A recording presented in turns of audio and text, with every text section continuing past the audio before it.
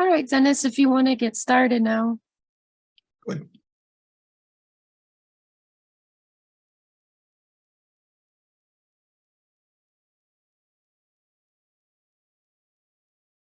Good afternoon. I'm Dennis Galucki.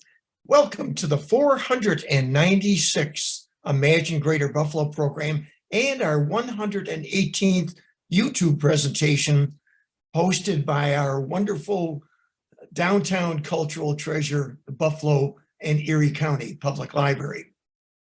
Now, we're glad you've joined us today. This program is created by the Center for the Study of Art, Architecture, History, and Nature, and ImagineLifelongLearning.com.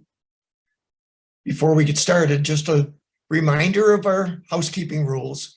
Everyone watching will be muted and your video turned off. If you have a question or comment, please type it into the chat box and we'll go through them at the end of the presentation. We are recording this program so you can watch it again later on the Downtown Central Library's Facebook page and YouTube channels, and we certainly hope you share the link with others. Now, on to our featured speaker. Sheryl Knab joined the Western New York Library Resources Council. The acronym is referenced as WNYLRC. In 1999, after several years working in an academic library setting. In 2006, Sheryl became WNYLRC's 8th executive director. Over the years, Sheryl helped develop and pilot several services that started at WNYLRC and soon became available statewide to other libraries in collaboration with other similar councils and library systems. Now, these services include legal services to libraries. Ask the Lawyer is such a service. It includes virtual reference services to library patrons. A service called Ask Us 24/7. It also includes removing barriers for college students to borrow freely at any college they visit. Academic Share is the name of that program, and forays into virtual reality technologies. For instance, the Empire State Immersive experiences. So let's hear an update about WNYLRC from Sheryl Knab. Sheryl, take it away. Hi, everyone, and thank you for inviting me today, Dennis. I'm going to share my screen. I do have quite a bit of information to share today.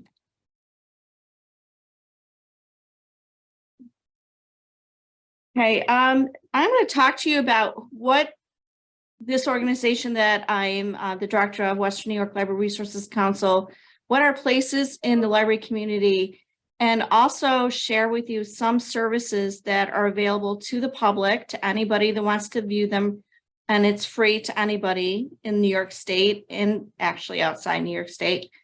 So WNYLRC is we're a 501c3 organization. We're actually chartered by New York State in 1966.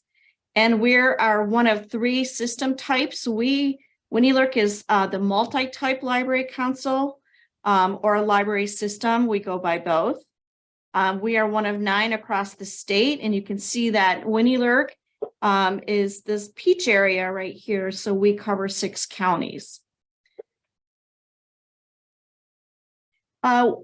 We are a membership-driven organization, which means that all the libraries in those 6 counties that we represent should be or are our members. So right now, our current membership is made up of 18 academic libraries, and that includes Canisius College, who you may have seen or heard from last week, Christine Casbaum. And next week, I understand that Buffalo State College is also coming on the program. They are also a member. We also have 28 special libraries and archives, and you can see in the picture here, this is the Historical Society or the Buffalo History Museum. They are a member, as is the Buffalo Museum of Science. We have 13 hospital libraries, 3 public library systems, 5 school library systems, and 510 affiliate members, which would be the branches of the public libraries or the actual schools in the school library system. And our governance is a peer board, which means that representatives from all of our membership here would be up to 15 members are on our board. So our governance structure is that the member libraries are directing the organization. So New York State is probably one of the more complex states for libraries in the country. Although I do give credit to the legislator back in 1966, they were very forward thinking. So back in 66 was the start of the development of the library systems. So currently I'm calling this the New York State Library System Network. It's comprised of 72 library systems, and that includes the 9 councils, the 23 public libraries like Buffalo and Erie County Public, and 42 school library systems. And it was designed so that these libraries, as diverse as they are, would collaborate. And through this collaboration, they felt that it would benefit the member libraries much more strongly than having each one in their own sort of silo. So the councils like WNYLRC contribute to the library system network by primarily developing library services that an individual public library system or an individual school library system may not be able to develop on their own or be able to afford to. So most of our services that WNYLRC provides are usually directed to the library or the library system, but there are a few that we built together that directly benefits the public and serves the public. And I'll talk about those in a minute. So these are our guiding principles. Remember, we're member driven, so our main audience is the library staff. We facilitate collaboration amongst all of our libraries in our region. We embrace experimentation because we are very flexible as a 501c3. The New York State regulations aren't quite as strict as how we form our duties or conduct our services, so we're able to experiment. We also cultivate learning. We provide a lot of training to library staff in the region, and we also advocate for funding at the state level for all the library systems. And we also build communities, so we have different ways of bringing all the libraries and library systems together so that there's some cross-regional communication taking place or even facilitating projects together. So in this presentation, you might hear me use these words: library user, library visitor, library patron, public library patron, school library patron, college library patron, researcher. I am meaning the public. When I use this terminology, I'm meaning you as the public. So as I was mentioning earlier, some services are designed strictly for library administration only. These services help member libraries run their operations, such as Ask the Lawyer that Dennis had mentioned earlier. That service is only for the library staff to be able to ask questions of a legal nature. We have the same service for human resources called Ask the HR Expert. We also provide professional development, not to the public, but to the library staff. And we also have a new service called Ask the Archivist, again, for the libraries that have questions on how to store materials or protect materials. Some of the services that we've developed over the years were to initially help libraries showcase their collections for educational information purposes, but those are directly available to the public at no charge. So these are all of the services that WNYLRC offers. You can see where I mentioned Ask Us 24/7, Ask the Archivist. Dennis had mentioned Ask Us 24/7, actually, which is a service that actually provides answers questions and reference questions to the public. In our case, most of the libraries participating in that are academic. We no longer have any of our publics on that service. He also mentioned Academic Share. That is for college students to, in this region, be able to go to any college and take up materials without having to be a student at that particular school. But today, the rest of this presentation, I'm going to focus on 3 services which are available to the public. That's New York Heritage Digital Collections, New York State Historic Newspapers, and Empire State Immersive Experiences. So New York Heritage. New York Heritage is a repository first. It holds digital materials scanned materials of items that exist in a library's collection. So if your library has a collection of photos of your particular community and they want to make them available, they would scan these items and then they would load them into this platform that we've created for them.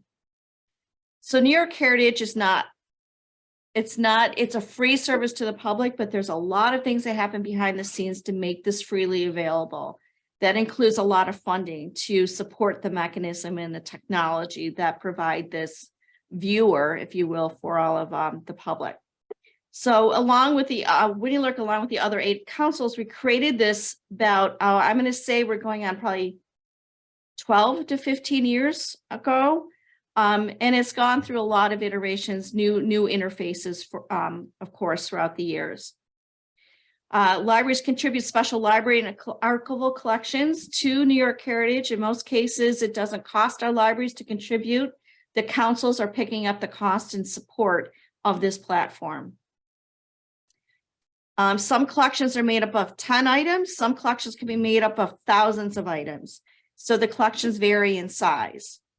And then there's a lot of informative text that go with each of the items that are in a collection so that you understand what the context of why that particular photo is important. So some things to consider why this is such an important resource for the public as well as the libraries. Right now, we have over 1,400 collections of materials in New York Heritage. That I really think that it says 100,000, but I'm really thinking they were way over that number.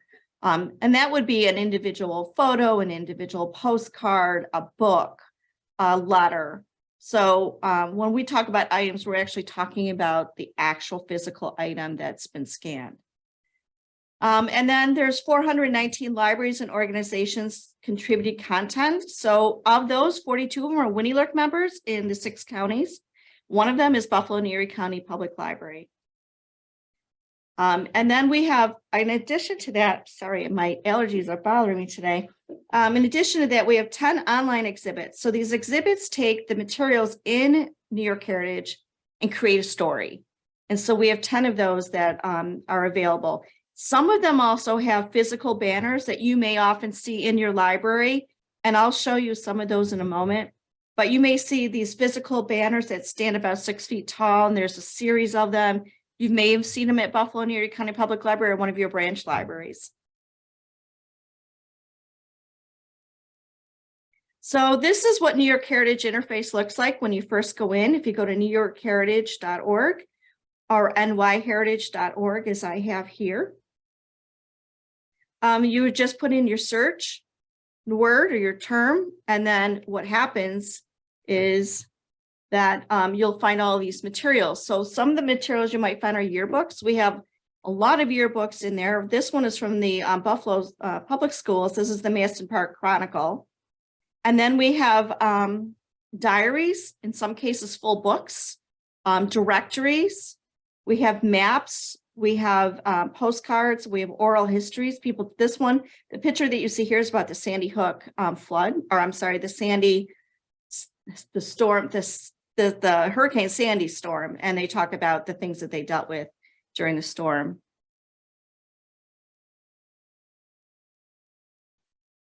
So here's an example of what Buffalo and Erie County Public Library collections are.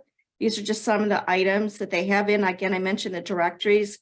Buffalo and Erie County Public Library have put in many directories in, which helps with genealogy questions. This photo over here with a little girl reading, that is like one of their first bookmobiles that the library had.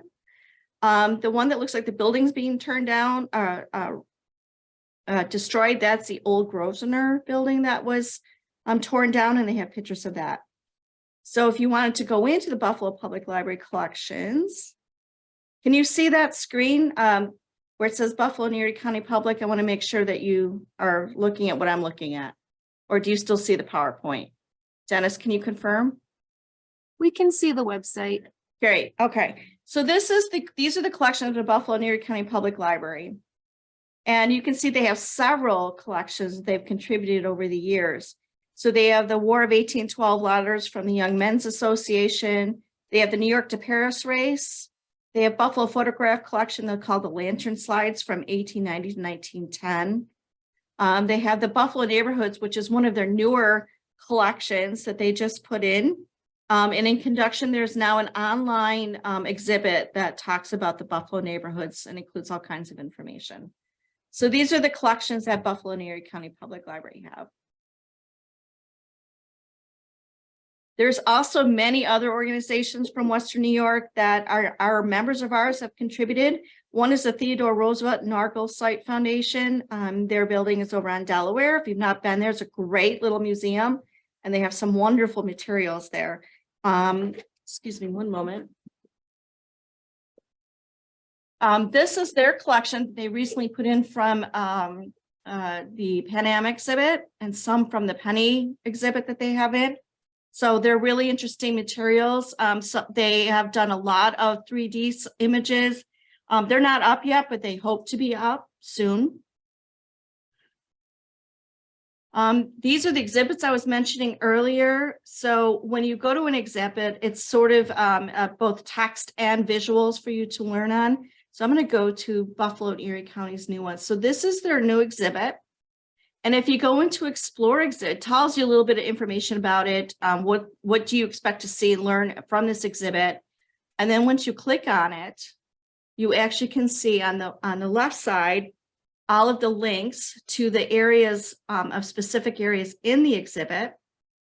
And so then you would just click on the side and just navigate your way through the entire exhibit.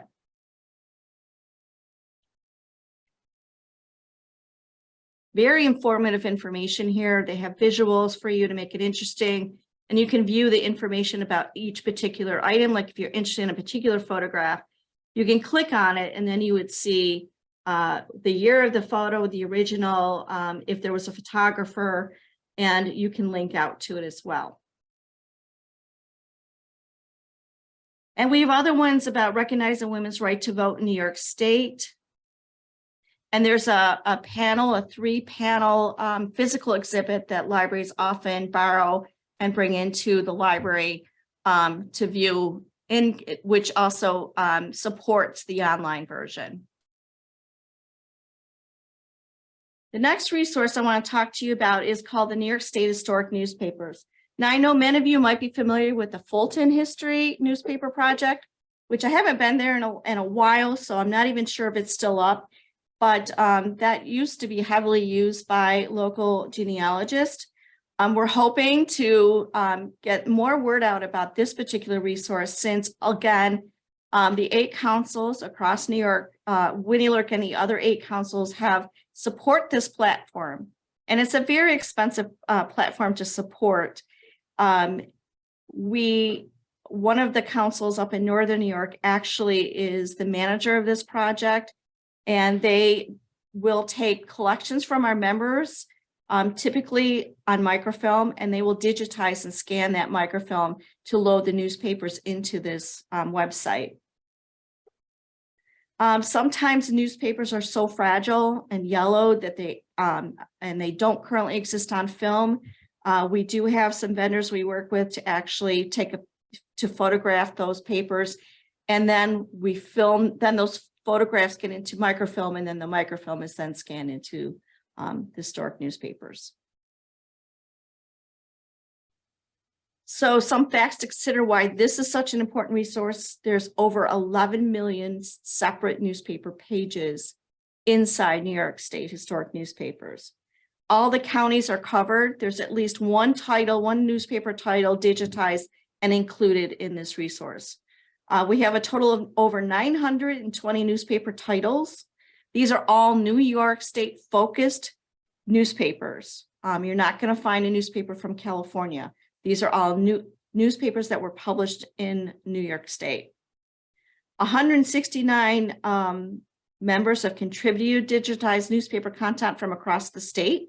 So WNYLRC is a big supporter of this, and we have provided grants to our members to digitize collections, and a lot of them choose to digitize newspaper collections. And this is where they end up, is in New York State historic newspapers. So when you first go to the website, it looks like this. This is a big map, and you're able to search by clicking on the county itself, or there's also a search tool up here called search that you can search if you have specific terms and you know a particular location that you want to search by. It's hard to read, but if you look at this, you can see that I'm in Erie County. These are all the titles. Well, there's 3 pages of these titles. These are the first grouping of titles that have been digitized just from Erie County. One of the more exciting projects that we're doing has been working with Buffalo State, and over the past couple of years, they've digitized a lot of the Courier Express. Many of you may remember that title back in the 80s. They have the copyright to digitize that, and slowly they've been getting that scanned into New York State historic newspapers. So these are some of the older papers. This is the Buffalo Evening News. This is very old. This one is from 1881 that you see up here in the corner. Some of them, like when you look at the paper, they can be, depending on the condition of the original paper, they may look a little chopped off, or you might be missing corners, or it looks a little hard to read. And there's not a lot we can do about that, because that's the physical condition of the paper in many cases, or it's the physical condition of the film that we were provided.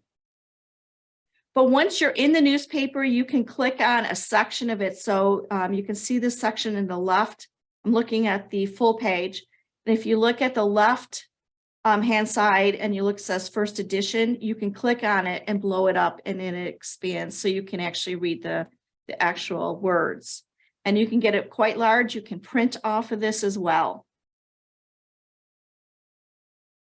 This is also, you can also do advanced searching. Like I had said earlier, this is the box to do that in. This is what comes up. So you're able to search and filter from days, if you know particular years that you want to search by, and particular titles of the newspapers that you want to search in. So I'm going to go to New York State historic newspapers quickly, and I can show you if you wanted to search for, like, say, Niagara County. These are the first grouping of titles from Niagara County. These are all contributed by our member libraries from Niagara County, usually Niagara Falls Public or Niagara County Community College. And then you can just click on a title, and you can browse, you can search this title, or you can just browse the title with all the front pages. And it does take a minute for them to load. And then you can see what I was talking about earlier about how the paper has been cut off. Some of it's missing.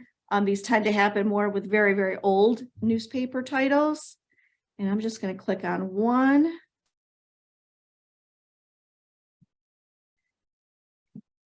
Okay, this one is from 1891. It's a very easy interface to search, and it's tremendous amount of information on here. So if you're doing genealogy research, this would be your first stop. The last service I want to tell you about and show you is called Empire State Immersive Experiences. This is rather a new service that we've developed. It was actually started with our colleagues at Buffalo State College that came to WNYLRC with an idea. And we decided to incubate the idea and provide funding for it to develop what you now see as Empire State Immersive Experiences. What EASY is, we call it EASY because it's easy to use, and it's also good acronym, I think, for Empire State Immersive Experiences. We document space, essentially. So we use 360-degree cameras or 3D cameras to document places, locations, and objects. Libraries contribute the content. So right now it's really just open to library staff to work with their patrons or their colleagues to actually document an area, location, or building. You can view the content in EASY on a VR headset. One of my staff here actually tests that content out on a VR headset. And you can also then tour it too on your desktop or a phone by using the gyroscope sensors that are in your mobile unit or on the desktop. Some things to consider why this is an important resource for the public. There's 33 panorama tours, and a tour is a collection of the panoramas. So they stitch, basically they take a 360 image of, let's say, of one part of the park, and then they'll stitch it to take to another image of another part of the park. So essentially give you a tour, and I'll show you what I mean by that in a minute. 59 Western New York and Rochester libraries have contributed. 524 individual panoramas. There's 37 plus locations represented from the US and abroad inside EASY. So EASY is not limited to things in New York, but it is contributed by people in New York. And so there could be, in fact, I do think there's a collection of images from Jordan. So what you see may be not just exclusively New York churches or New York parks or buildings. So Buffalo State E.H. Butler Library created a tour of their libraries. This is a very common use for EASY. It provides new students coming in a way to like familiarize themselves with the library before they actually physically come there. You'll notice that there's a map on the side there. So when these images are taken, there is geolocation data that's collected, and it is able to provide a generally exact spot on a map to let the viewer know exactly where it's located. This is an example of the Holy Angels Roman Catholic Church. This seems to be very popular use of using a 360 camera and uploading it to EASY is churches, particularly those are closing or no longer have a congregation, but the churches are beautiful. And so it's really, really helpful to get images and tours of those churches, perhaps before they're being sold for other commercial use. This one is the SUNY Erie Old Post Office building. And I'm actually going to go into this tour. And so one of the things that when you learn to take 360 images is your spatial reality changes a little bit. So I had to scroll down a little bit just to get my starting point. And so this is a tour of inside Erie Community College. They are in the old post office building downtown Buffalo. And you just click on these little arrows and they take you and they move you through the building or essentially through the tour. And I can go upstairs to the atrium.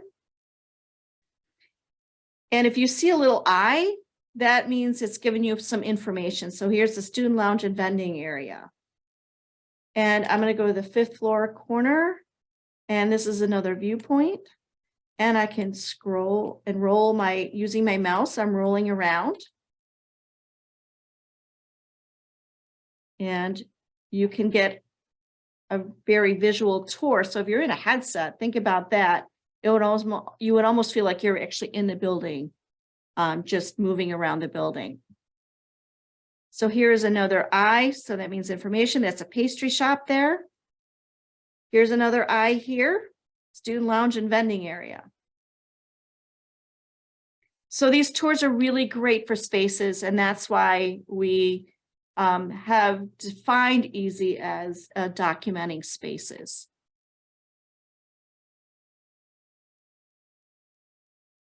So do you have any questions for me? I know I went through very quickly 3 major resources, but I'm hoping that you use them. They're free, and they are there because your libraries have collaborated together to provide content for everybody to use freely. Sheryl, that was a wonderful job summarizing a very, very complex system that most of us aren't aware of. We see the library around the corner, and behind that library is this whole interconnectedness that goes on both locally and throughout the state and beyond. And that's part of the role. I'm consider it a privilege to serve as a trustee on WNYLRC, and I really see the library system as central to lifelong learning, along with all our culturals. So you've really put it together well. Kate, are there questions at all from our audience? I have one question so far pertaining to the New York Heritage site. Someone asked, is there a list somewhere that shows all of the Western New York pages on the site? Or would you just have to search individually? So if you go to New York Heritage, I have to just move you guys. You can look in the corner here. You can see my screen, right? I have Recognizing Women's Yeah. Right. Okay. So you can go by collections, by topic area. If you went to organizations, you can then search by county here. So you would have to search by each of the counties in Western New York. So if you were to go into, for example, I'm going to go down to Niagara, it would give me the contributing organizations that have created collections, but you would have to actually go in each organization to find out what collection they've created to contribute to this resource. And then if you go over here to exhibits, you can see the list of exhibits that do exist in here. But the best way really is this is the quickest way to narrow it down to Western New York. They don't have a map on there like New York Historic Newspapers. I often wonder if that's a really good idea. Maybe we should look into that. The other thing is to just, you would have to know the area, what collection might be in there. But again, you can do an advanced search. And these are all the collections. They're already all checked. So you could go show all your collections under the advanced search, which is enormous. So we're talking over 650 collections. And I'm going to go like this. You can also unselect them. So I'm going to go back here because I don't want to. If I go here again, you'll see you can do by search term and your date, but you cannot go in by geographic area unless you put in, if you know Boolean searching really well, you could maybe narrow it down to a county or a town. Thank you. And also I wanted to just share this. We have feature collections on the website from particular areas. So for example, the one I showed you, Buffalo Neighborhoods, is our feature collection for the Western New York region. But then you can go down and browse by collections by categories as well. And these change as you click on one. I noticed the other day, these collections by categories change on this screen as you get into them. But you can go in by people or business, industry, etc.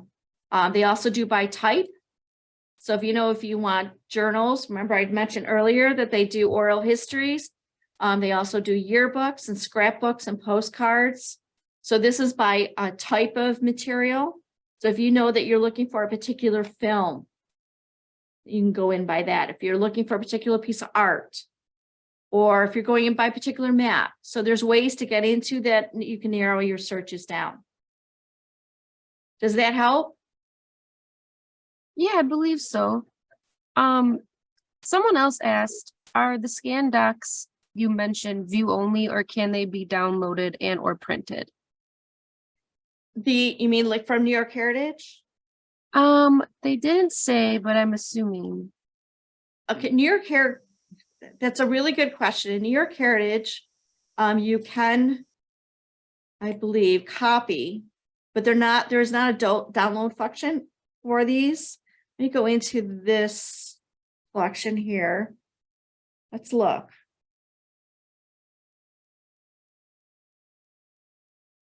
Okay, so this is one collection. This one is the Museum of Innovation and Science. This is about the Edison tinfoil recording. So here's a recording, but there's no way for you to download this recording. For an image, what I'm thinking you would do, oops, I want an image. Oh, these are all recordings. If you right click on your image, you could probably just copy image and then just paste it elsewhere. Particularly true of like diary entries or photographs, etc. But there is no way to download an actual audio or video file. Can you download the New York State historic newspapers? You know, that's an interesting thing. We were just talking about the upgrades to this, and one of the features we're hoping to include is where you can create your own saved account where you can put your favorites into an account. You can print them, but I do not believe there's a way to download them. Because remember, in the newspapers, the pages are an individual PDF. So you would not be able to just download a whole issue of a paper. But you can certainly print from the paper. Sheryl, would most libraries be familiar with the work of WNYLRC and answer questions? I always find librarians most helpful people. Would most be aware and could extend the reach of the services that WNYLRC offers just at that front desk? You know, that's a good question, Dennis. And here's where WNYLRC struggles just a bit, is because the public libraries are members of a public library system, right? So we depend on our systems to share these resources out. And Buffalo and Erie County Public Library has definitely done that. Some of the branches have requested funding, like the Grand Island Public Library branch has actually gotten some of our grants to digitize the local town newspaper. So yes, they definitely know about it because they've digitized years and years of that particular title, the Grand Island Dispatch. Other libraries, I can't say for sure. We hope they know and we hope they're sharing. But maybe get John Spears and just mention it to him, make sure that all his libraries know about it. Well, it's as I trust folks will see, behind the scenes is a tremendous infrastructure to help information be available to everyone. That's just a noble service that a democracy provides, and we do our part here in Western New York. And Sheryl, you do your part by having been the executive director for a good many years and providing your talents to this community, as I say, often behind the scenes that the general public doesn't see, but hopefully with this program is more aware of that good effort in what we call the Western New York Library Resource Council and the system behind all of Western New York's various libraries. And they're out there, folks, whether they're in hospitals, corporations, colleges, universities, public schools, let alone the public libraries. So many dimensions of the library system. Sheryl, thank you very much for giving us this update, and we will now move on to next week. And folks, thank you for joining us today. We hope to see you back here on Zoom next Tuesday when we're joined by Charles Lyons from the Buffalo State College E.H. Butler Library. I'm Dennis Galucki. Be well and good day.